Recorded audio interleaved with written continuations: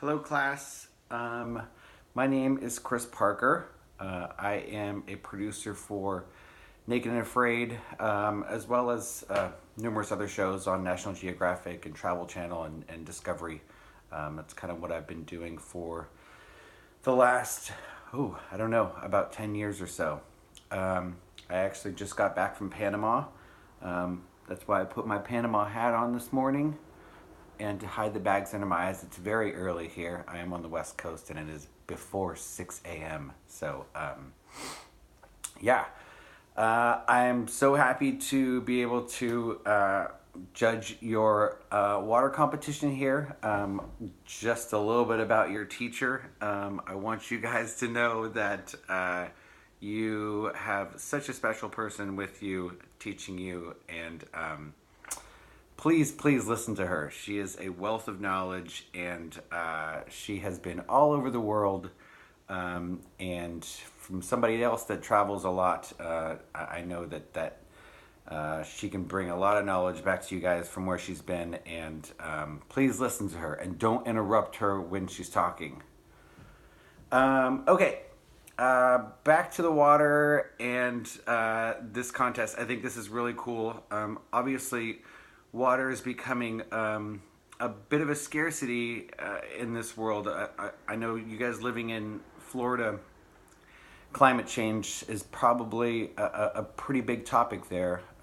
Hurricanes are becoming a little bit more frequent, which is a little scary. I have firsthand seen a few places around the world, one being Mexico, another one being Nicaragua, where hurricanes that haven't really been through that area in a very long time have absolutely decimated places and has made water a very, very hard thing to come by because of the devastation of these hurricanes. So I'm glad you guys are learning about this. It's really, really important to know that there are people out there in the world that this is their life, you know.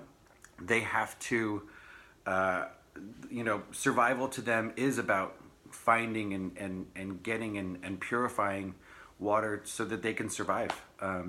As you might know, our bodies are about 90% water, so it's very, very important. On my show, on Naked and Afraid, I'd have to say that it is by far the most important thing that our survivalists think about and worry about the second that they are put into a survival situation. Watching somebody become very, very dehydrated is something that is probably rare for most people, but I see it all the time. And dehydration can cause so many problems for you in a survival situation. So I'm glad you guys are learning this stuff. It's really, really important. I guess I'll get to the contest here, and then I've got a couple things I want to show you guys. I know that you were tasked with the idea of finding water and figuring out how to use that in a survival situation, I believe. Let's just go through a couple of these. So Kyle and Jeremiah. I love your idea of using salt water. One thing that is such a great thing and has become a new thing in the world of technology. The state of Israel has actually very much changed the landscape of their farming system by actually using salt water and making it into fresh water and using it on their crops and to drink and stuff like that. It is a very, very expensive process and not really a survival tool. It's pretty impossible to just turn salt water into fresh water in a survival situation. But it is a very good idea, and I applaud you guys for that. So very, very good. Sabine and Isis? Oh, I hope I'm not butchering that. It looks like my grandma's name. My grandma's name is Iris. So you had the idea of a spectacle bear that finds water. I think that is really, really cute. And sounds like a fun idea. To have a pet bear in a survival situation is pretty impossible. You would also, not only is this bear helping you to find water, but if you are in a desert, you would also have to find food for that bear, which would be very hard. And finding food for yourself in a survival situation in that type of environment is very, very tough. So having to feed another mouth, I guess we could say, that would be very tough, but it's a very good idea, and I applaud you for that. So very good.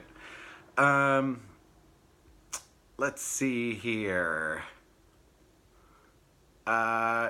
Jeffrey and Abby. We were talking about a cactus, I believe, and that's also a great thing to think about. In a desert, you really, water is pretty much nowhere to be found. The reason cactuses can survive in deserts much better than anything else is because they do lock a lot of water in. And I've myself opened up a cactus and drank from the moisture in the water that's inside. It's very, very minimal, and when it's your only source, it is definitely a good place to get it. I like the idea that you're talking about actually shoveling it and digging it up from the ground instead of just taking the top, because you're going to get more water from the bottom of a cactus than you are from the tips and the middle part of it. So using that shovel to scrape everything off is a really good idea. And it's pretty much a necessity in that type of a situation when there's no water to be found in sight. So great job with that. Sophia and Kennedy, I am gonna say that to me, I would say that you guys are the winners. You took some very simple tools and really tried to wrap your mind around how you could actually take water that is not drinkable and filter it. That is a really, really big thing that happens out in the wild normally. I think living in Florida, you guys have a lot of aquifers and places where water is actually coming up from the ground. That is clean water. It's captured and people actually drink that water. The reason that you can drink that water that's coming up from the ground is because it's going through a filtration system in the ground and comes out as purified water. I've seen a couple of these places in Florida. We've actually filmed near them, and they're beautiful places where you just see water coming up from the ground from this massive filtration system. And so back to your project. The coconut is great. I wouldn't throw out the top of it because there's no reason to throw away the top of the coconut. You can use this system over and over. You can actually use this system even better if you were to use what you have in your coconut to filter the water, then send that down to another coconut to filter the water again.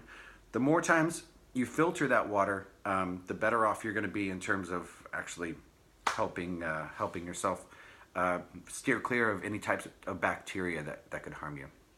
So we're getting close to 10 minutes on this, so I can't believe it's that long.